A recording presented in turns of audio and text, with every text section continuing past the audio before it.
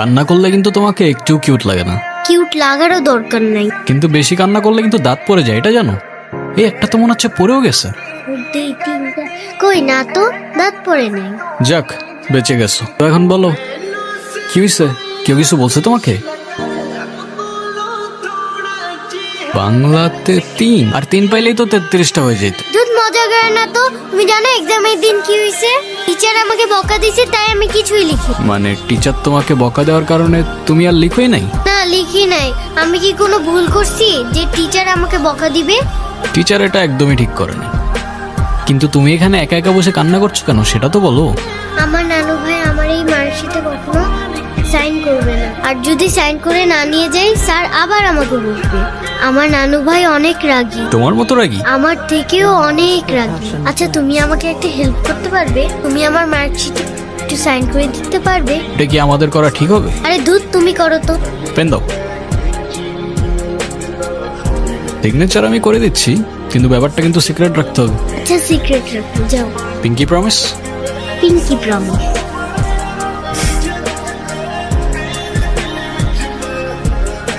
কি হয়েছে?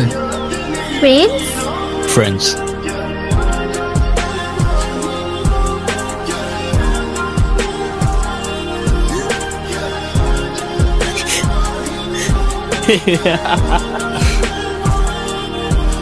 কি হয়েছে তোমার?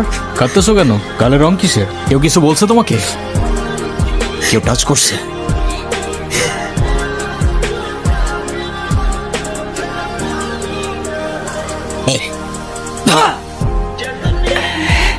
কিরে, তুই আমার মালিকান?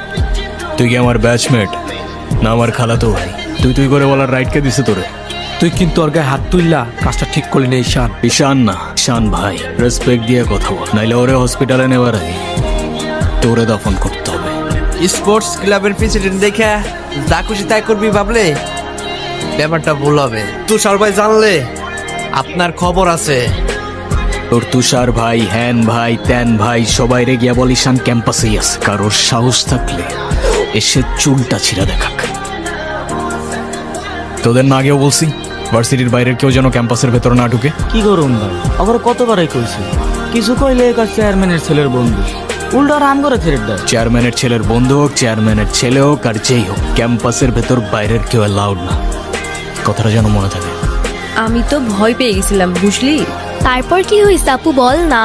তারপর ওই সিনিয়র ভাইটা এসে সবাইকে ছাড়ছে, আর যে ছেলেটার রং মাখাইছে না, ওটার মাথায় এমন একটা মারছে না, ওইটার মাথায় ফিটে গেছে। আচ্ছা, ওই সিনিয়র ভাইয়াটার নাম কি? ঈশান। কেন? ও, ঈশান ভাইয়া, তাই না? বুঝছি। আচ্ছা, তারপর কি হয়েছে?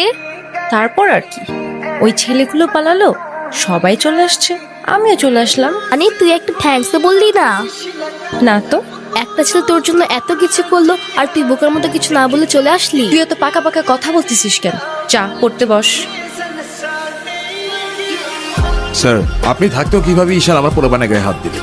আমি অ্যাকশন নিব, ডোন্ট ওয়ারি।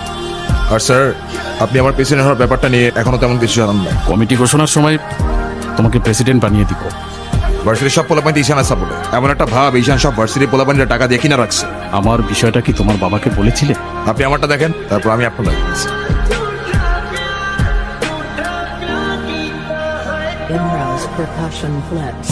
ওই মায়ের জন্য সেদিন ঈশানে ঝামেলা করছিল।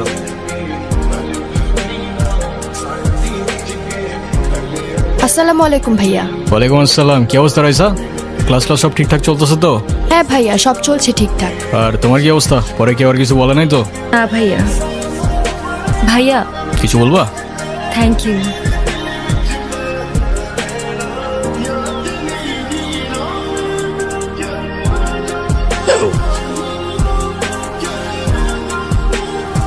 বলটা দে। পোলাপানের গায়ে হাত দিছস কে? কি করবো বল, তোর ছেলেরা বাপের কথা শোনা না, বেয়াদব হয়ে গেছে। জানোস তো আমার বাপকে?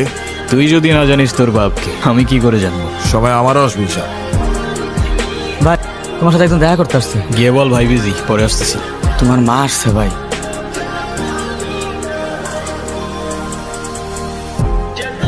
হ্যাপি বার্থডে বাবা। বাহ, আপনার মনে আছে অ্যাটলিস্ট। এই দিনটা আমি কি করে ভুলতে পারি বলো? আপনি সবই পারেন। আই ডোন্ট থিঙ্ক আপনার আমার সাথে দেখা করতে আসার তেমন কোনো প্রয়োজন ছিল। আমি তোমার মা ঈশান, মায়ের সাথে কেউ এভাবে কথা বলে? আমার মা আমাকে অনেকগুলো বছর আগেই ছেড়ে চলে গিয়েছে। আমি তোমাকে ছেড়ে যাইনি, সত্যি বলতে ওই সময়টাই ওইরকম ছিল। মনে করিয়ে দেওয়ার প্রয়োজন নেই, আমি ভুলিনি আর কখনো ভুলবো না। আমি আপনার আঁচল ধরে বারবার বলছিলাম, মা আমায় ছেড়ে যেও না। মনে আছে আপনি আমায় কি বলেছেন? আপনি আমায় ধাক্কা দিয়ে দূরে সরিয়ে বলেছিলেন যেন আমি আপনার পেছনে আসি। তারপর আমি তো কখনো আসিনি, আপনি কেন বারবার চলে আসেন? আমি তোমাকে না দেখে থাকতে পারি না বাবা, আমি তো শুধু তোমার জন্যই আসি। সরি, আপনি অনেক বেশি লেট করে ফেলেছেন। আর এমনিতেও আপনাদের জন্য আমার আর কোনো ইমোশনস কাজ করে না। আই হোপ আপনি বুঝতে পারবেন।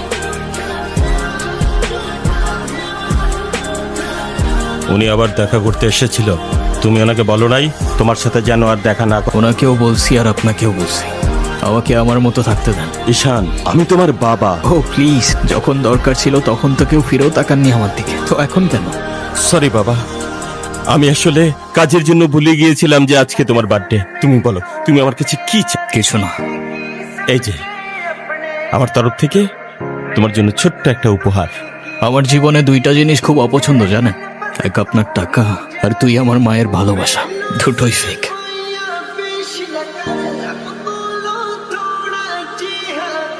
ক্যাম্পাসের সবচাইতে সুন্দরী নারীর জন্য এই সুন্দর আই লাভ ইউ।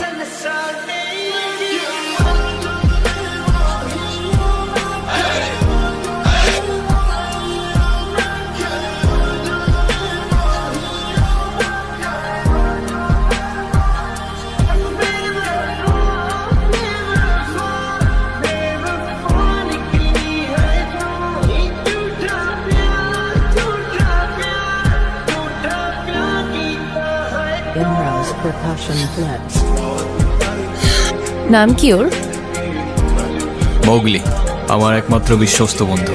এত মানুষ থাকতে কুকুর কেন? কারণ ওরা মিথ্যা বলে না, ধোকা দিতে জানে না, আর ওদের জন্য এতটুকু করলেও না সারাটা জীবন কৃতজ্ঞ থাকে। আপনারা তো কষ্ট কিস? সে থাকুক না, বলে দিলে তো আর কমে যাবে না, তাই না? ভাগাভাগি করে নিলে ক্ষতি কি? এই শোনো, তুমি এখানে? একটা ঝামেলা হয়ে গিয়েছে, নানু ভাই সব জেনে গিয়েছে। কিভাবে জানলো? তুমি কি আমাকে একটা হেল্প করতে পারবা? তুমি আমাকে বাসায় নিয়ে যাবা? নানু ভাই কারোর সামনে আমাকে বকা দেন।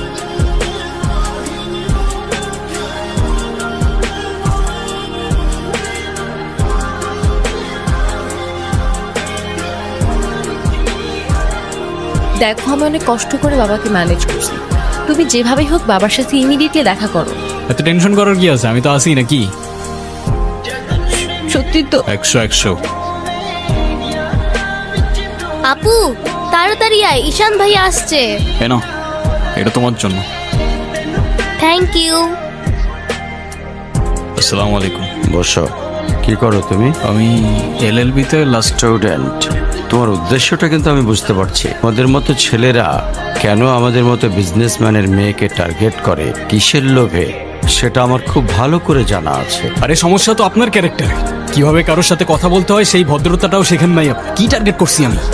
আপনার টাকা? আপনার হয়তো আমার ব্যাকগ্রাউন্ড সম্পর্কে ধারণা নেই স্যার। আপনাদের মতো সো কল্ড বিজনেসম্যান আমার বাবার অফিসের লাইন দিয়ে দাঁড়িয়ে থাকে। আমি এখানে আসছি শুধুমাত্র ওকে ভালোবাসি বলে, সেকেন্ড কোনো উদ্দেশ্য সমান নাই। তুমি তো একটা বেয়াদব। বেরিয়ে যাও, এই মুহূর্তে আমার বাড়ি থেকে বেরিয়ে যাও। Get out!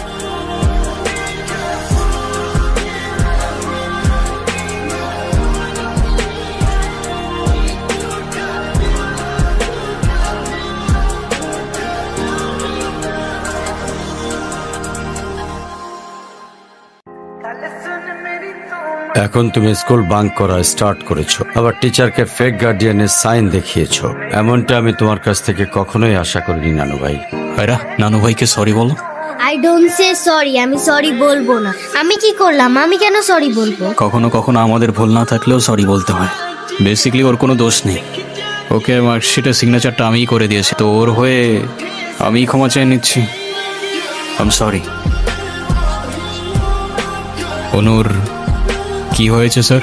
আমার জেদের জন্য আমার মেয়ের লাইফটা শেষ হয়ে গেছে। ওরা আমাকে অনেক বোঝানোর চেষ্টা করেছিল, আমি বুঝিনি। ভেবেছিলাম আমি যে ছেলেকে চুজ করব সেই হবে ওর জন্য বেস্ট। সরকারি চাকরিজীবী দেখে ভেবেছিলাম মেয়ের লাইফটা অ্যাটলিস্ট সিকিউর থাকবে। এটা ভাবিনি ভালো চাকরি থাকলেই ভালো মানুষ হয় না। বিয়ের পরপরই আমার মেয়ের উপরে অমানসিক অত্যাচার শুরু করে।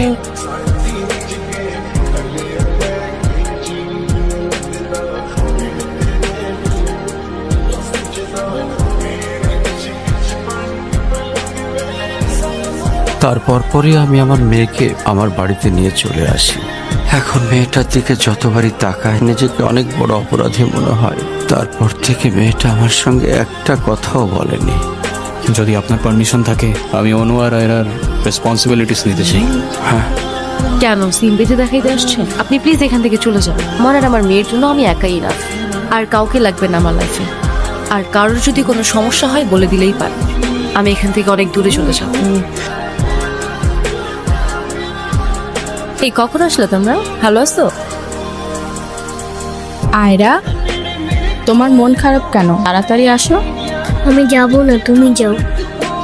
চলো, কেক কাটার জন্য সবাই ওয়েট করতেছে। ঈশান কোথায়? ও আসবে না। ঈশান না আসলে আমি বার্থডে করব না। তোমাকে উঠতে বলছি না? আমি যাব না, যাব না, যাব না। নেক্সট টাইম আমার সাথে শর্ট করে কথা বলবা না, মনে থাকে যেন।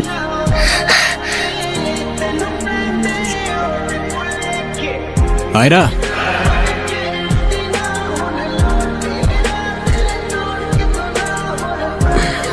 হ্যাপি বার্থডে বন্ধু। Thank you. এ কি বন্ধু, তুমি কাঁদছো কেন? কই না তো, কাচ্ছি না তো। এ নাও বন্ধু, একটু মিষ্টি মুখ করে নাও। এই চলো তো। আস্তে, আমার ব্যথা ওর দোষটা কি অনু? লাগছে। তুমি আমার উপরে জেদ করে ওকে কেন কষ্ট দিচ্ছ? শুধুমাত্র শেষবারের জন্য ছোট্ট বন্ধুটাকে দেখতে এলাম। বাবা মা থাকতেও তাদের ভালোবাসাটা কখনো পাইনি আমি। আমার মতো যারা আছে না, তারা নিজের কষ্টটা কখনো বলে বুঝাইতে পারে না। আসি।